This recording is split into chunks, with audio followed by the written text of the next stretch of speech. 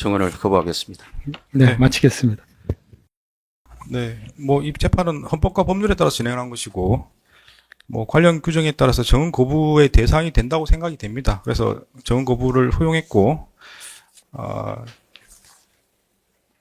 부총리도 하신 적이 있는 걸로 제가 알고 있고, 그리고 원내대표도 하셨고, 뭐 이런 상황이고, 보면 어떻게 보면은 그런 걸 떠나서 좀 뭐 당당한 모습을 보이는 그런 게 있을 수도 있다고 생각하는데, 뭐 끝까지 행사하시겠다면 지금 당연히 보장해 드리는 게 맞는 거고요. 다만 그런 측면에서 뭐 하시고 싶은 이야기는 없습니까? 이렇게. 재판장님께 대단히 송구스럽습니다만은 모두의 말씀드린 상황 그리고 취지로 오늘 정언을 거부하게 되었음을 양해해 주시기 바랍니다. 더 하시고 싶은 말씀 없으시고요? 예, 특별히 없습니다.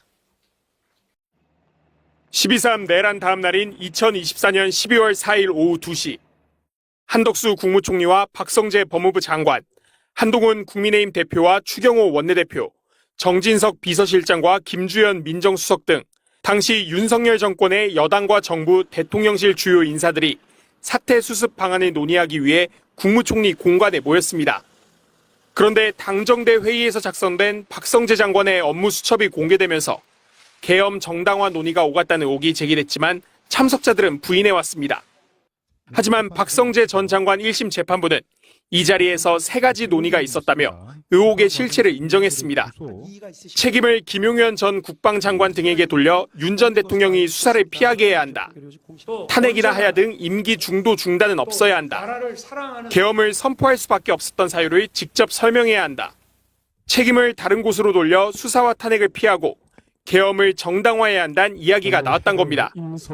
회의 직후 당시 원내대표였던 추경호 대구시장 당선인은 곧바로 용산 대통령실로 넘어가 윤 전 대통령에게 회의 내용을 전했습니다. 같은 날 밤 국민의힘 의원총회에선 탄핵 반대가 당론으로 채택됐습니다. 우리 국민의힘에서는 대통령 탄핵 소추안에 대해서 반대를 당론으로 확정했다 하는 말씀을 드립니다. 김용현 전 장관은 사의를 표명한 뒤 구속영장 실질 심사도 포기했고 이어 윤 전 대통령은 대국민 담화를 발표했습니다.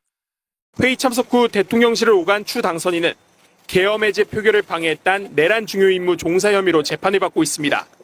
추 당선인 측은 당시 당정대 회의는 계엄 경위를 파악하기 위한 것이었다며 한동훈 의원도 있는 자리에서 계엄 정당화 논의를 했다는 판결문 내용을 납득할 수 없다는 입장을 밝혔습니다. 그냥 황당한 거예요. 네, 그러니까 이게 경우에 따라서는 추경호 원내대표를 필두로 해서 자당의 다른 의원들한테 수사가 확대되고 그리고 차단하려고 하는 거겠죠. 그쵸, 차단하거나 또는 차단하지 못하더라도 이거 정치적 수사예요라는 프레임을 만들고 싶겠죠. 근데 그게 통하겠습니까? 안 통하죠. 네. 지금 보세요. 예? 작년 10월 1일에도 박종근에게 계엄 이상의 것을 얘기했다는 거 아니에요. 데려와라 쏴버리겠다. 그러니까. 이건 계엄도 아니에요. 네. 살인이에요? 그냥 살인이에요. 네. 군 병력을 동원해서 그냥 살인하겠다는 거예요. 그렇죠. 과거의 군사 정권도 생각하지 못했던 거거든요. 예. 이런 얘기를 막 하던 사람이잖아요. 국민의힘 대변이 이거 친구끼리 하는 농담이다. 황당한 친구끼리 총으로 친구가 머리 아니잖아요, 근데 네. 그 사람들이. 그러면 네. 그 추경호 원내대표하고도 네. 계엄 일주일 전에 저녁을 먹었다잖아요. 그쵸. 아무 얘기 안 했을까요? 당연히 했을 거라고 했을 봅니다. 거고 또 하나 예. 국회에 군대를 집어넣을 것을 생각하고 있었던 예. 국회가 가장 군사력을 많이 투입하는 곳인데 네. 국회에 그렇게 군사를 보내면서 작전 성공을 위해서 그 당시 여당인 국민의힘의 협조나 도움이 필요 없다고 생각했을까요? 당연히 필요하죠. 필요하다고 예. 생각했겠죠. 비상계엄 해제를 하면 안 되었었어요. 맞아요. 국민의힘은 맞아요. 협조하면 안 됐었어요. 어떻게든 이 시간을 끌어서 맞죠. 비상계엄 해제가 안 되는 네. 상황에서 필요하면 2차, 3차 추가로 비상계엄을 해서 맞아요. 민주진영 혹은 민주주의를 하려는 모든 사람들을 다 그렇습니다. 잡아가두려고 했던 거 예. 아닙니까? 예. 그러니까 사실은 아무리 바보라도 네. 내가 국회를 봉쇄하고 그다음에 그래서 계엄 해제 표결을 막으면 네, 이 계엄이라는 것은 순조롭게 진행된다고 생각하는 상황에서 네, 그 역할을 해줄 수 있을 만한 자당의 원내대표를 불러서 저녁을 먹으면서 계엄 네. 며칠 전에 예. 얘기를 안 했을까요? 저는 100% 했다고 봅니다. 100% 했죠. 네, 100% 했다고 봅니다. 준비해. 400%죠. 400%. 400%. 예. 야, 안 하면 너한테 총 쏴버린다 이러지 않았을까요? 너도 총 쏜다. 너 네. 머리에 총 쏴버릴 거야. 너 협조 안 하면. 이렇게 오히려 얘기하지 않았을까요? 저도 그랬을 야, 것 그리고 같습니다. 협조할 거지. 오케이. 네. 자, 네가 싫어하는 사람 이름 대봐. 이것도 써줄게. 같이 쏴줄게. 네. 아니 그리고 그 전에 추경호 원내대표가 뭐 20억 수수설 이런 거 있었잖아요. 공천 관련해서 여러 가지로 약점 있는 사람들을 찍어서 지규현 판사도 그 안에 포함된다고 저는 개인적으로 생각을 하는데 이렇게 해서 선수로 내세워서 뭔가를 도모하려고 했던 거 아닌가. 그러니까 그래서 그와 관련된 사람들이 모두 떨고 있는 거 아닌가. 이제 이런 생각을 하게 됩니다. 자, 그러면 오늘 첫 출발은 추경호로 해볼까 하는데요. 추경호를 이정재 판사가 구속 기각을 하지 않았습니까? 네. 야, 그런데 특검이 추경호의 공소장을 국회에 보고를 해가지고 이 공소장이 지금 세상에 지금 공개가 되고 있는데, 야, 보면 볼수록 이거를 이정재 판사는 그러니까. 어떻게 구속 기각을 했을까? 디테일을 알면 알수록 이정재 대단하다. 대단해 기백이. 이거 어떻게 감당하려고 이거를 기각을 했나 싶어요. 네. 자, 제가 하나하나 짚어보도록 하겠습니다. 2024년 12월 1일 윤석열이가요 김용현이에게 계엄 계획을 알려줍니다. 이틀 전에 12월 1일에 네. 구체적 계엄 계획을 윤석열이가 김용현한테 알려줘요. 그리고 나서 윤석열이가 추경호한테 전화를 해. 알려주고 바로 바로 전화합니다. 네. 그 전화 내용이 공소장에 적혀 있거든요. 소개 부탁드립니다. 자, 제가 오늘 민주당이 반국가적 행위를 한다는 기자회견을 할 겁니다. 라고 추경호가 윤석열한테 얘기를 합니다. 와. 자, 그러니까 윤석열이 그래, 알겠다. 이렇게 이제 저렇게 답을 얘기를 하고 했죠. 끝내죠. 네. 자, 그러면 실제 추경호가 기자회견을 했을까? 실제 기자회견을 합니다. 이 기자회견은 제가 볼 때는 계엄의 정당성을 미리 확보해주는 기자회견으로 느껴집니다. 보겠습니다. 그동안 민주당은 국회 다수당의 위력을 악용하여 입법 폭주, 보복 탄핵, 특검 겁박으로 국정 흔들기, 국정 회방 놓기를 일삼아 왔습니다. 본인들 입맛에 맞는 수사, 감사 결과가 나오지 않았다고 해서 분풀이식 탄핵 카드를 쓰는 것은 국가기구에 대한 명백한 입법 테러입니다. 와. 바람 싹 한번 잡아준 거야. 그러네. 저기서 말한 저게 계속 윤석열이 계엄의 이유라고 얘기를 하고 있잖아. 맞아요. 똑같은 내용이 들어가 있잖아. 국가 기구를 향한 입법 테러. 맞지? 와. 이렇게 쓱 깔아준 것처럼 보이죠? 네. 맞죠? 자, 그러고 나서 12월 3일이 옵니다. 네. 윤석열은 계엄 선포했죠. 그런데 추경호 일당은요, 12월 3일 밤에 국회 본회의장에 들어가 있는 의원들을 끌어낸 것이 맞습니다. 12월 3일 밤 11시 22분 윤석열은 추경호에게 전화를 걸어서 2분 5초간 통화를 했죠. 네. 그 공소장에 적혀 있는 통화 내용 살펴봅니다. 자, 계엄이 오래 안 갈 거니까 걱정하지 마라. 내가 이제부터 잘하겠다. 이렇게 얘기를 했어. 윤석열이. 추경호가 여기에 대해서 뭐 반발하거나 반대하거나 그러지 않았어. 그렇죠. 네. 그러니까 이게 지시가 내려졌고 추경호는 거기에 따른 것으로 보이는 거예요. 자, 그리고 12월 4일 0시 3분에 추경호는 국회 본회의장에 들어가 있는 한동훈에게 전화를 거는데요. 전화 통화 내용 소개 부탁드립니다. 자, 한동훈이 추경호에게 어떻게든 본회의장으로 좀 넣어주시면 안 되겠습니까? 라고 얘기를 하니까 추경호가 민주당 의원들도 있고 공개된 장소인데 아래층에서, 그러니까 원내대표실을 얘기하는 겁니다. 아래층에서 상황 정리하고 투표 결정되면 올라가도 되지 않겠습니까? 이렇게 얘기를 하는 그러면서 거죠. 이제 계속 내려오라고 하는 거야. 네. 근데 한동훈이는 자기가 지금 죽게 생겼는데 못 내려가잖아.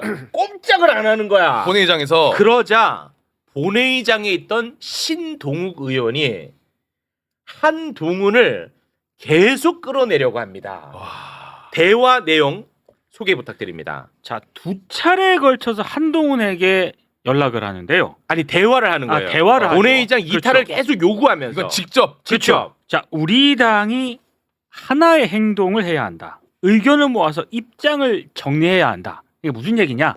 내려가자. 그렇습니다. 이렇게 지금 계속 얘기를 하는 거예요. 그렇습니다. 그래서 이런 일련의 과정 결과 국민의힘 소속 국회의원 4명이 이탈을 해서 표결에 참석하지 않습니다. 그렇죠. 4명 끌어내는데 성공한 거예요. 맞습니다. 물론 다른 사람들은 아예 진입 못하게 했던 거고 그렇죠. 장소를 옮겨서 끌어낸 건 4명이 맞는 거야. 네. 근데 또 처음 한 사실이 있는데요. 12월 4일 0시 30분 우리가 많이 봤던 장면인데요. 계엄군들이 국회 본청 유리창을 깨고 막 들어가는 장면 우리 많이 보지 않았습니까? 아 맞아. 그게 12시 반. 12시 반이에요. 네. 그게 어디였냐면 국민의힘 정책위 의장실이었어. 그 유리창을 깨고 들어가는데 네. 그 장면을 일단 잠깐 좀 보겠습니다. 아 시끌벅적하고 난리도 아니네. 예.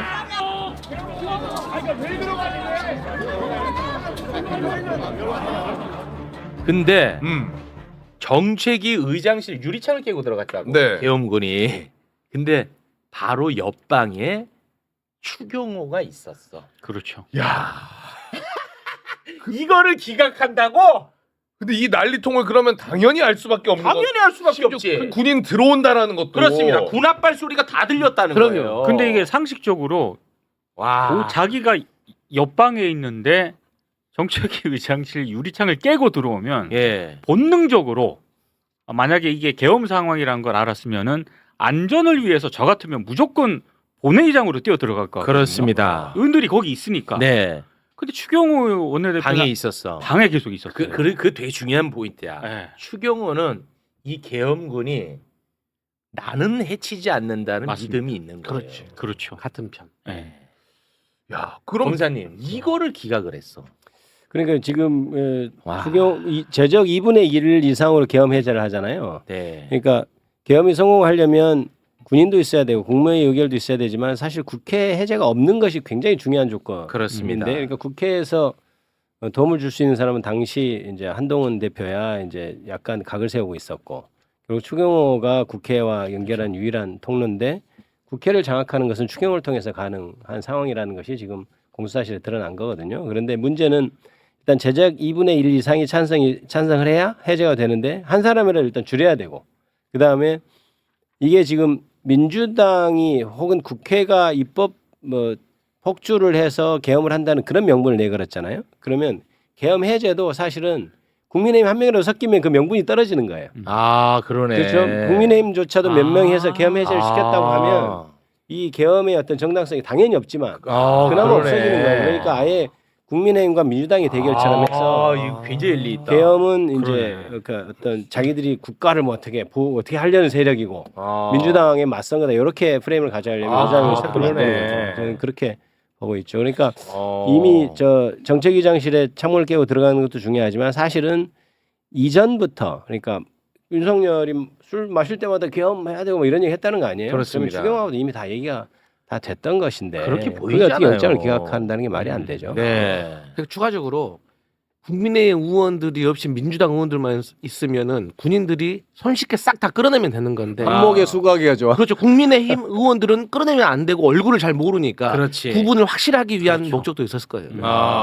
본회의장은 다 민주당. 네. 다른 데는 국회. 네, 마음 놓고 끌어내 그게. 그래서 그 예결위장으로 처음에 모이라고 네, 했었잖아요. 네. 근데 그것도 좀 뭔가 불안했나 봐. 그래서 이제 당사로 이렇게 옮겼던 건 아닌가 하는 의심도 할 수 있습니다. 어차피 뭐 찬성하는 인원수는 이름이 다 뜨거든요. 저거는 이게 인사에 관한 투표가 아니기 때문에 그러니까 이제 국민의힘 의원들이 한 명을 섞여 있으면 아마 곤란했다 이런 생각이 좀 드네요. 네. 그러니까 원내 지도부 소속 의원들이 예결위나 본회의장에 있던 사람들한테 당사도 당사인데 아까 얘기하신 것좀 불안하니까 원내 지도부는 원대실에 있다. 원내대표실에 있다. 여기가 제일 확실히 우리끼리 있어야 된다. 그래서 이쪽으로 했나 아니 보네. 그리고 신동욱 의원도 보면은 아니 의견을 통일할 게 뭐가 있습니까? 그러니까요. 그렇습니다. 계엄은 해제해야죠. 예. 어떤 당에서 어떤 의견을 통일하고 어떻게 행동해야 된다. 당연히 해제하려면 본회의장으로 가는 게 맞죠. 그렇습니다. 내란 특검이 지난해 12월 3일 윤 전 대통령이 추경호 당시 국민의힘 원내대표와 통화해 비상계엄의 자발적 조기 해제를 약속하며 협력을 요청한 사실을 파악했습니다.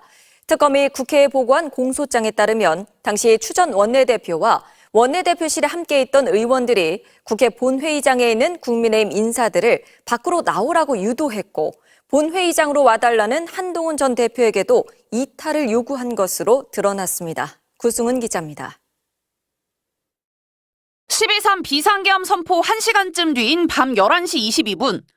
윤석열 전 대통령이 추경호 전 국민의힘 원내대표와 2분간 통화하면서 계엄이 오래 안 갈 거니까 걱정하지 말라. 내가 이제 잘하겠다고 말한 것으로 내란 특검은 파악했습니다. 이때 추 전 원내대표는 계엄에 반대하지도 우려를 표명하지도 않고 윤 전 대통령의 요청에 따르기로 했다고 특검은 공소장에 적시했습니다. 추 전 원내대표가 홍철호 전 대통령실 정무수석, 한덕수 전 국무총리와도 연달아 통화하며 계엄 선포 취지를 파악하면서도 이 같은 통화 내용을 의원들에게 공유하지 않았다고 봤습니다. 의원들이 계엄의 위헌 위법성을 인식하고 계엄 해제 표결에 참여할지 결정할 수 있는 중요한 정보인데도 알리지 않았다는 겁니다. 또 12월 4일 오전 0시 3분쯤 어떻게든 본회의장으로 와달라는 한 전 대표의 요구에 추 전 원내대표가 거기에 더불어민주당 의원들도 있고 공개된 장소인데 원내대표실인 아래층에서 여러 상황을 정리하고 투표가 결정되면 올라가도 되지 않겠냐라며 사실상 이탈을 요구했다고 특검은 판단했습니다. 한 전 대표가 계속 본회의장을 떠나지 않자 원내대표실에 있던 신동욱 의원은 두 차례에 걸쳐 한 전 대표에게 우리 당이 하나의 행동을 해야 한다, 의견을 모아 입장을 정리해야 한다며 다시 이탈을 요구한 사실도 파악됐습니다. 그 부근에 12월 4일 10시 45분 국회 본회의장 장면이 공개가 됐습니다. 사진 하나 보고 가겠습니다. 자, 이 사진이 공개가 됐는데요. 계엄 해제 요구한 표결에 참석하지 않았던 국민의힘 의원 한 명이 눈에 딱 들어옵니다. 바로 신동욱인데요. 신동욱이 누구냐? 그냥 국회의원이 아니에요. 추경호 원내대표와 함께 일을 하는 원내 수석 대변인입니다. 그런데 이 자가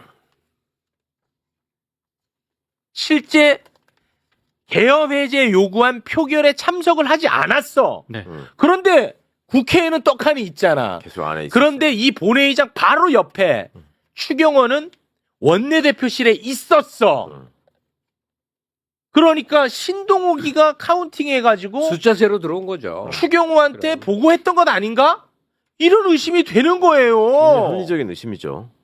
당시 비슷한 시각에 있었던 의원들이 신성범, 와. 박수민, 주진우 의원 이런 의원들이 있었는데 이분들은 다 투표에 참여했거든요. 네. 근데 신동욱 의원은 불참했습니다. 그러니까 더 의심을 받는 거죠. 신동욱이 그냥 국회의원이 아니라 원내 수석 대변인. 네, 맞습니다. 그러니까 추경호와 소통하는 사람, 그렇죠. 함께 호흡하는 사람인 네. 거야. 근데 하필이면 옆에 바로 옆에 추경호 있었고 네. 이 사람은 표결에 참석 안 했고. 근데 45분 봤더니 있고. 어떻게 할 거예요? 그러게 말이에요. 자, 그리고 이걸 다시 그러면 재구성을 한번 해볼게요. 자, 윤석열이 10시 30분에 계엄 선포를 합니다. 그 직후 국민의힘 의원들이 들어가 있는 텔레그램 방도 난리가 났더라고. 그렇죠. 이번에 이게 공개가 됐거든요. 네. 그 텔레그램을 잠깐 올려주시겠습니까? 이걸 봤더니 국민의힘 의원들도 난리가 난 거야. 야, 우리 본회의장 가야 되는 거 아니냐. 이 계엄은 말도 안 됩니다. 이거 지도부가 빨리 나서서 이거 진화해야 됩니다. 우리 이거 빨리 국회 가가지고 이거 빨리 중단시켜야 됩니다. 난리 났어. 그런데 추경호 원내대표는 여기에서 말을 한마디도 안 해. 맞습니다. 추경호. 네, 전혀 얘기를 등장 안 안 해. 하더라고. 그리고 추경호 원내대표가 국민의힘 의원들한테 의총 장소를 고지를 하는데 5번을 바꿔. 네. 그렇죠. 계속 혼선을 줘. 그리고 추경호 원내대표가 0시 29분과 38분에 우원식 국회의장에게 전화를 해서 표결 시간 좀 늦춰달라고 얘기를 해. 네. 이 딱딱 맞아 떨어지잖아. 어떡할 거예요? 나는 이제는 이 추경호 큰일 난 것 같은데. 아니 그러니까 추경호 의원이 지금까지 계속 몰랐다는 거 아니에요? 네.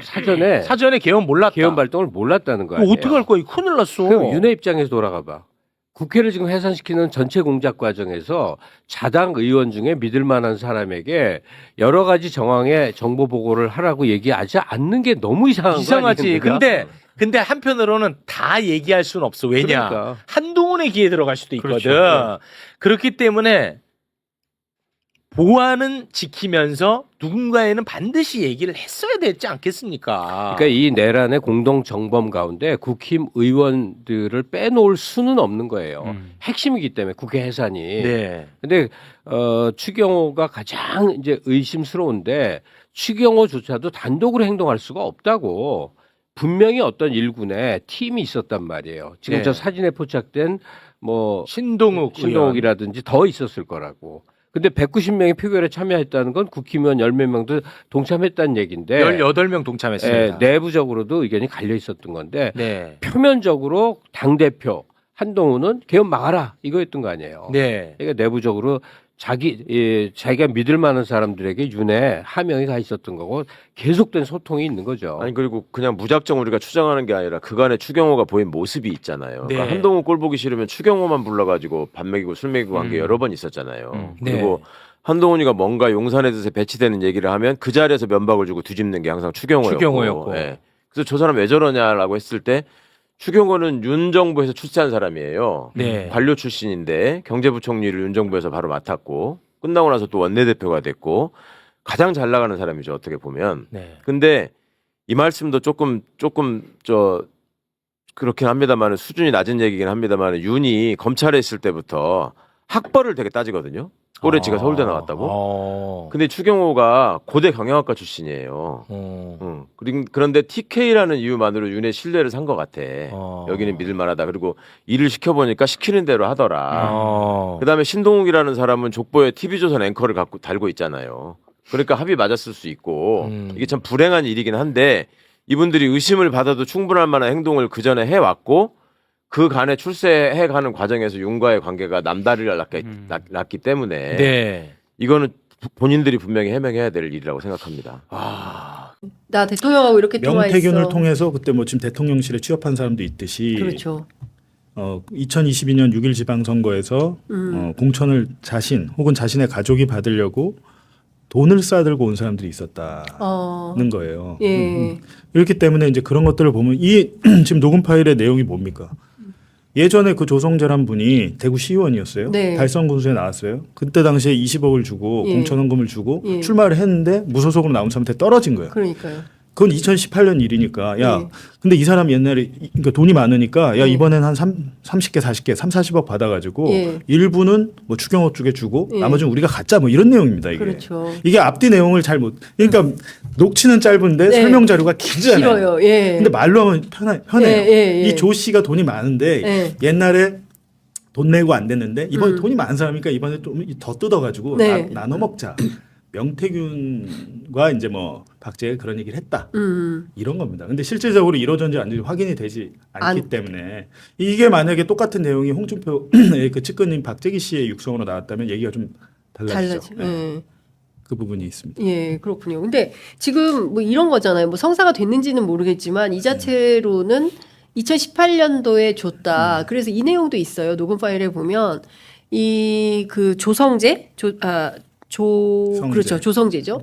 그 조성재 추경호가 조성재로부터 그 선거 때 받았기 때문에 이번에 안 주면 딴 사람이 먹었다고 의심할 수 있다. 그렇기 때문에 이게 좀 입막음용이 필요하다. 그래서 10개를 추경호한테 줘야 된다. 이런 내용도 포함이 돼 있어요. 그러니까 과거에 받았던 내용이 그 인지돼 있기 때문에 조성재가 이런 얘기를 한 거 아니냐는 근데 거죠. 통상적으로 추경호는 그때 초선 아니었습니까?